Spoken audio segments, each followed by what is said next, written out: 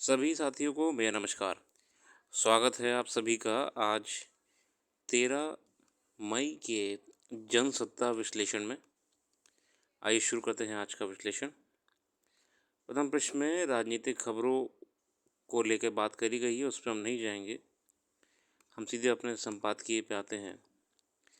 संपादकीय में आज जो लेख आया है वो है कचरा निपटान की बढ़ती चुनौतियाँ। आइए देखते हैं इस लेख में क्या बात करी गई है। भारत दुनिया में कचरा पैदा करने वाले सबसे बड़ा देश है, जहां हर साल करीब 30 करोड़ टन से भी ज़्यादा ठोस कचरा पैदा हो रहा है, लेकिन हम इसका 60% ही निस्तारित कर पाते हैं।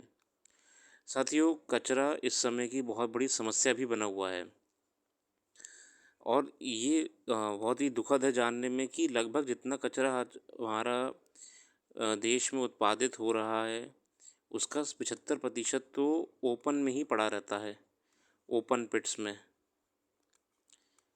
इसके अलावा इस समय ग्लोबली भी देखें हम तो वेस्ट मैनेजमेंट को लेके बड़ी कंसर्न करी जा रही हैं, क्योंकि वेस्ट मैनेजमेंट की वजह से बहुत सारे पहलू जुड़े हुए हैं।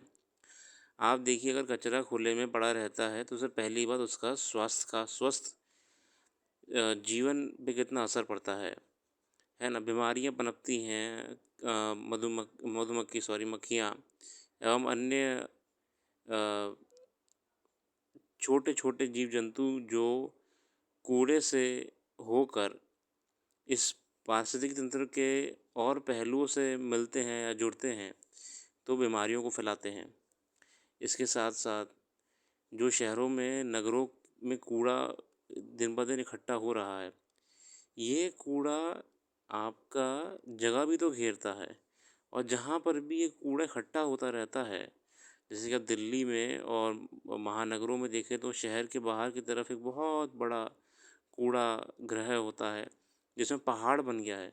अब देखिए, दिल्ली के पास में तो पूरा पूरा पहाड़ एक बन गया है कूड़े का, एक आर्टिफिशियल पहाड़ कह सकते हैं हम इसे। इसके होने से समस्या क्या होती है कि उस क्षेत्र में बदबू सी फैल जाती है, जो भी एक स्वास्थ्य कारण है खराब करने के पीछे। वेस्ट मैनेजमेंट हमारे ओशंस को, रिवर्स को भी पॉल्यूट कर रहा है। कूड़ा भारी मात्रा में नदी तंत्र के सहारे ओशंस में जा रहा है, वहाँ पे प्लास्टिक को इकट्ठा कर रहा है। इवन देखिए, कई अंतर्राष्ट्रीय रिपोर्टों के अनुसार पैलेट्स माइक्रोप्लास्टिक्स का जिक्र हुआ है, जिसमें ये बताया गया है कि कैसे छोटी छोटी मात्रा में, छोटी छोटी आकार के माइक्रोप्लास्टिक्स या बीड्स इस ओशन तंत्र में घुस चुके हैं और जीव जंतु जो हमारे समुंदर में रहते हैं उनको जीवन खराब कर रहे हैं। वेस्ट मैनेजमेंट सिटी प्लानिंग के साथ साथ किसी भी अर्बन क्षेत्र के डेवलपमेंट में बहुत बड़ा योगदान देता है। अगर हम वेस्ट को सही तरीके से उपयोग कर सकें तो हम, पता है, उससे एक नई अर्थव्यवस्था भी बना सकते हैं, है ना। वेस्ट से बने प्रोडक्ट्स, आपके वेस्ट से बनी चीज़ें या वेस्ट को प्रोसेस करने के बाद अगर हम उसको एक प्रोडक्टिव चीज़ बना दें तो कितना बढ़िया रहेगा। अनुमान ये भी है कि 2047 तक तो भारत एक वर्ष में 26 करोड़ टन कचरे का उत्पादन करेगा, जिसका निपटान करने के लिए करीब 14,000 वर्ग मीटर भराव क्षेत्र की आवश्यकता होगी।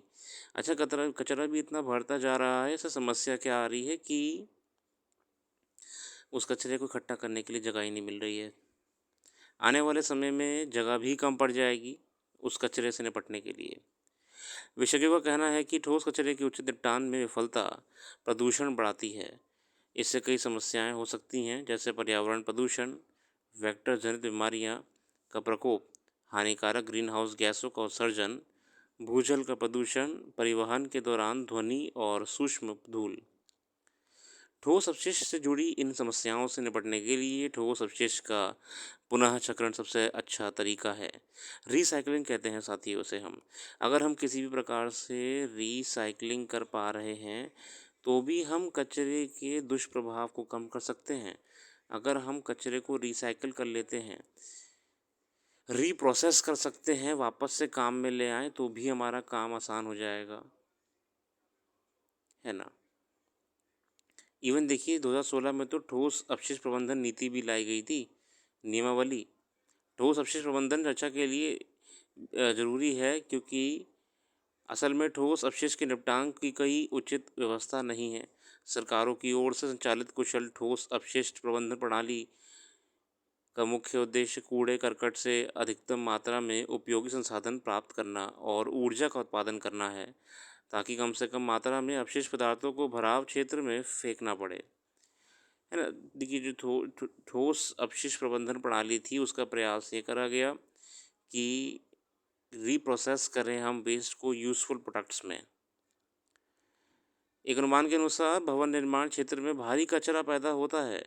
पुराने भवन को तोड़ने के बाद निकलने वाली सामग्री बड़ी समस्या बन गई है। हालांकि आज कंपनियां इस कचरे में 75% से ज़्यादा को रिसाइकिल कर रही हैं। इस कचरे से ईंट, प्लास्टिक, कई अन्य ठोस पदार्थ बनाए जा रहे हैं। प्लास्टिक कचरा का एक बड़ी समस्या है। इस कचरे का कम से कम उत्पादन ही दुनिया की को कचरे से मुक्ति दिलाने में मदद कर सकता है। इस संदर्भ में विशेषज्ञ 4R का सिद्धांत देते हैं। इसमें पहला आर का अर्थ है रिफ्यूज़, मतलब कि आप प्लास्टिक को रिफ्यूज़ करिए। अब आप प्लास्टिक की थैलियाँ मत लीजिए किसी से भी, जो भी दे ना आप ही मत लीजिए। आप वो चेन तोड़ दिए ना। अगर आप ही प्लास्टिक थैली नहीं लेंगे तो जो विक्रेता है वो रखेगा ही नहीं उस चीज़ को, है ना? पहला है रिफ्यूज़, दूसरा है रिड्यूस, ठीक है? अपने स्तर से ही आप कूड़ा उत्पादन करना कम कर दीजिए, है ना? प्लास्टिक पदार्थों को कम से कम उपयोग करिए आप। और तीसरा है रीयूज़, जितना हो सके आप बार बार इस्तेमाल करिए। देखिए बोतल है, बोतल ख़राब हो गई तो उसमें पौधा लगा दीजिए, है ना? बोतल आपकी पीने लायक नहीं है, मान लीजिए उसमें कोई समस्या है, तो उसका आप काट के एक छोटा मग्गा बना सकते हैं, जिससे आप पौधों में पानी लगा सकते हैं। मतलब किसी न किसी प्रकार से रीयूज़ करिए, है ना? और रिसाइकल, ठीक है ना? और रिसाइकल यानी पुराने प्लास्टिक पदार्थों का पुनःचक्रण कर दोबारा उपयोग करना है। साथियों अगर ये 4 तरीके अपना लिए जीवन में तो हम कैसे पर्यावरण को बचा सकते हैं आप सोच भी नहीं सकते। हमारी छोटी-सी पहल इस पर्यावरण को कितना बेहतर कर देगी। अगला है आलेख है बुजुर्गों की सेहत। अगर बुजुर्गों की आबादी का एक बड़ा हिस्सा किन्हीं वजहों से अपना इलाज नहीं करा पाता तो यह समाज और व्यवस्था की एक बड़ी नाकामी है। गौरतलब है कि गैर सरकारी संगठन के अध्ययन में यह तथ्य सामने आया है कि ग्रामीण इलाकों में बुजुर्गों की स्वास्थ्य संबंधी एवं उनकी देखरेख संबंधी समस्याएं बढ़ती जा रही हैं। आमतौर पर 60 वर्ष की उम्र के बाद व्यक्ति की सेवानिवृत्ति की वजह से वह आर्थिक चुनौतियों का सामना करना पड़ता है, जबकि इसी उम्र में उन्हें सेहत संबंधी देखभाल की ज़्यादा ज़रूरत पड़ती है। ऐसे में अगर स्वास्थ्य सुविधाएं सुलभ हो तो उनका जीवन कुछ आसान हो सकता है। स्वास्थ्य बड़ी समस्या है एक उम्र के बाद। वहीं देश के कई इलाकों में सार्वजनिक स्वास्थ्य सुविधाएं का अभाव और आर्थिक स्थिति से जुड़ी समस्याएं ज़ाहिर हैं। साथियों जो हमारी सार्वजनिक क्षेत्र के स्वास्थ्य सुविधाएं हैं, स्वास्थ्य केंद्र हैं, सीएचसी, पीएचसी एवं जिला अस्पताल, इनकी व्यवस्था कुछ ठीक नहीं चल रही है। हमें ओल्ड एज फ्रेंडली इनको बनाना पड़ेगा ताकि ओल्ड एज में कम से कम इलाज में हमारे बुज़ुर्गों का समस्याओं का निदान हो सके। ये कोई छिपा तथ्य नहीं है कि आज वृद्धावस्था में पेंशन या अन्य सामाजिक सुरक्षा के अभाव में दैनिक खर्च और दैनिक खर्च और स्वास्थ्य देखभाल पर खर्च में भारी उछाल आया है। इसके अलावा स्वास्थ्य बीमा के क्षेत्र में ज़्यादा उम्र वाले के लिए अब तक जो शर्तें रही हैं वह स्वास्थ्य सुविधाओं तक उनकी पहुंच को मुश्किल बनाती हैं। ओल्ड एज पीपल के लिए हॉस्पिटल स्वास्थ्य सुविधाएं या तो महंगी हो रही हैं निजी अस्पतालों में, और जो सार्वजनिक क्षेत्र के अस्पतालों में मिल रही हैं वो बेहतर नहीं हैं। इसी को लेके ये लेख हमको मार्गदर्शन दे रहा है।